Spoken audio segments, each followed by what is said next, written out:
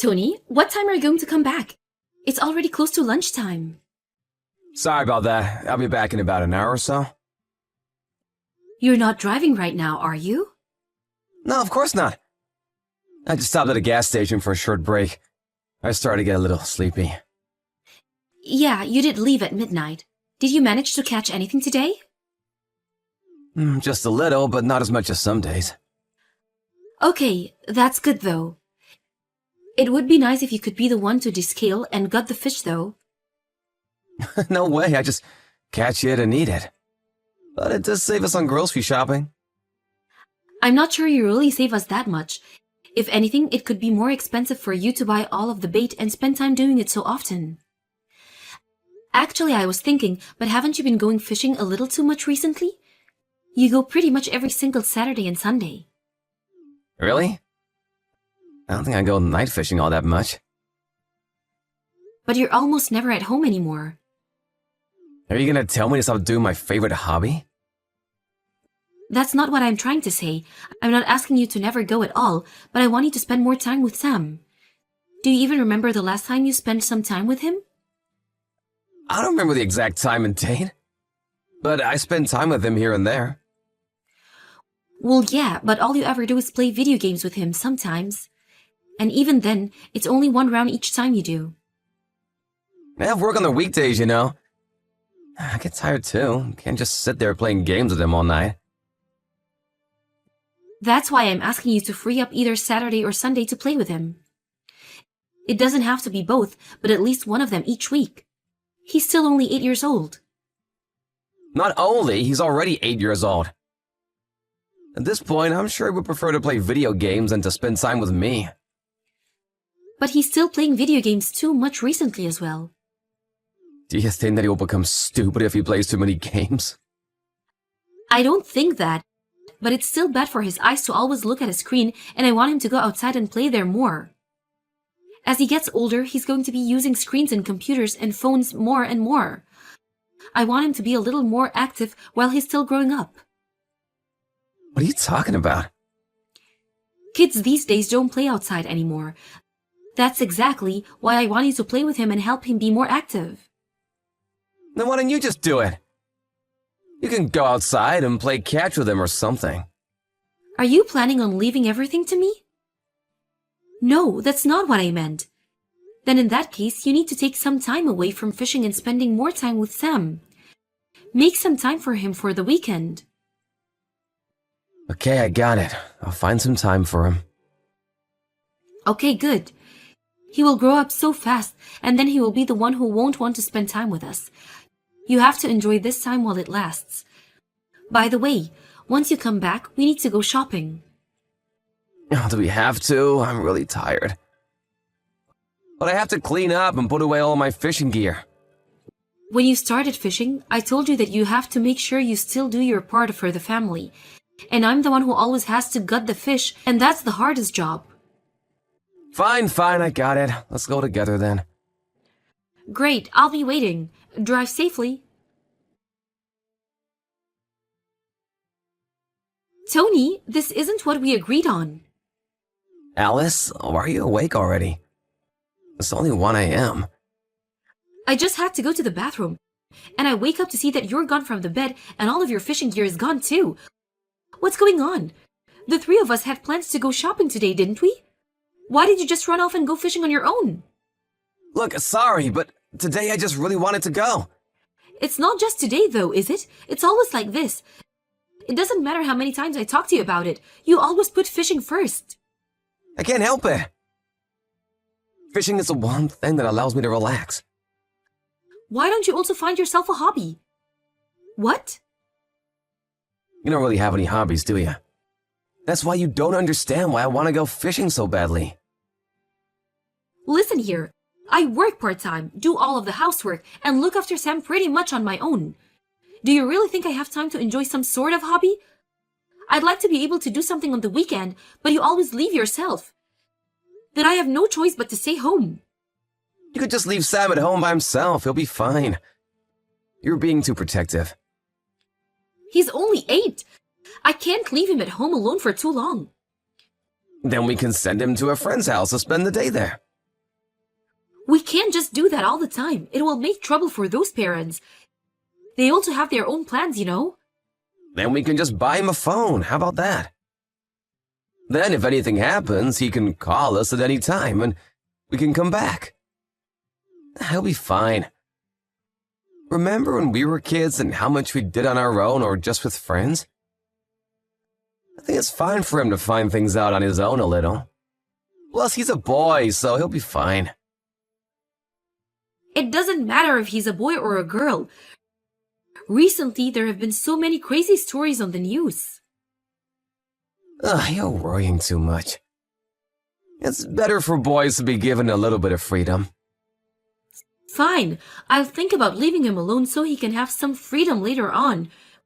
We can come back to it. But right now, I'm angry at you for being selfish and leaving on your own. Don't try to change the subject. I'm sorry about it. I won't just go off fishing like that again. That's not the problem. I don't care that you went fishing. I care that you broke your promise and didn't join us today. Or are you going to come back before we leave today? Well, that's gonna be a little hard, I think. I knew this would happen. That's why I can't trust you with anything anymore. Just let me off the hook this one time. I won't break any more promises. Seriously, you need to cut this out. Oh, and by the way, if you don't catch anything, you don't need to buy it at the market on the way home. What? I don't do anything like that. I didn't mention it before, but Mary told me that she saw you at the market buying fish really early in the morning. Wait, what? I haven't asked you to buy fish for a few years at this point, so you must have bought it when you said you went fishing, right? Oh, well, okay, yeah, you got me. I thought you'd tell me not to go if I can't catch anything. It's your hobby, so I wouldn't say anything like that. That is if you make some time for your family.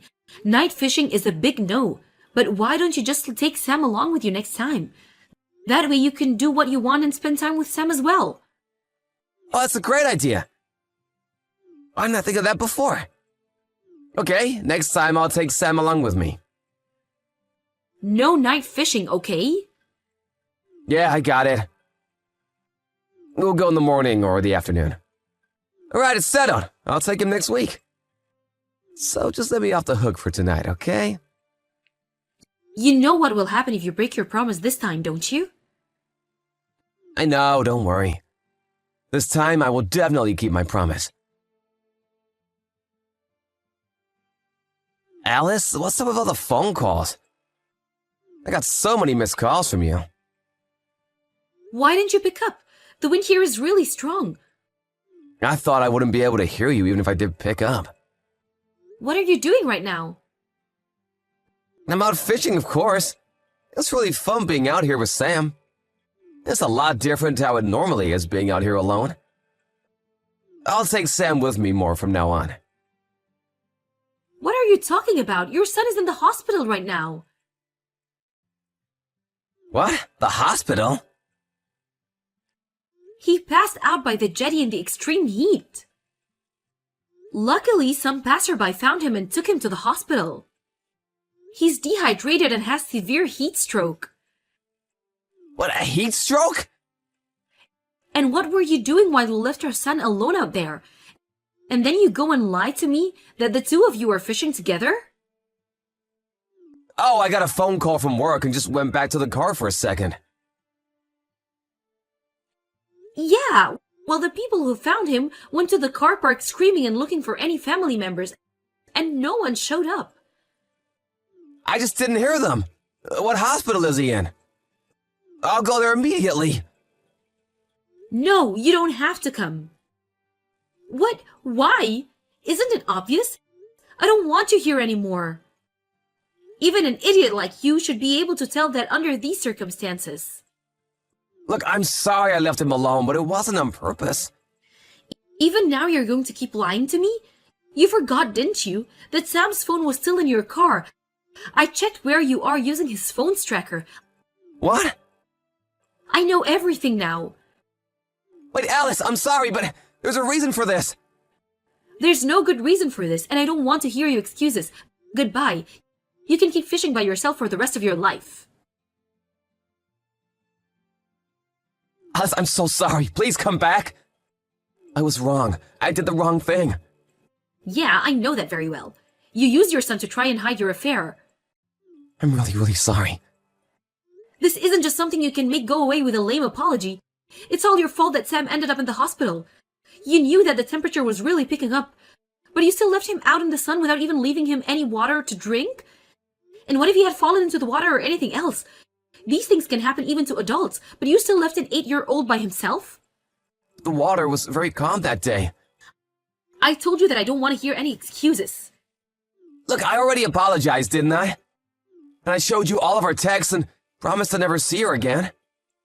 Why did you still have to walk out after all that? I really regret what I did. And just because you regret it, you think that I have to forgive you?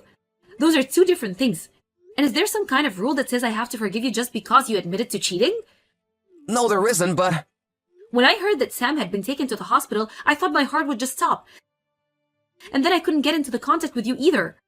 Then when I finally got to the hospital and listened to what Sam said, I checked his phone tracker and see your car parked outside a hotel.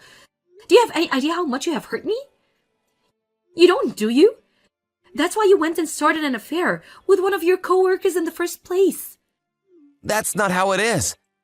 She said that things weren't going well with her fiancé, and then when I listened to her talk about it, she made a move on me.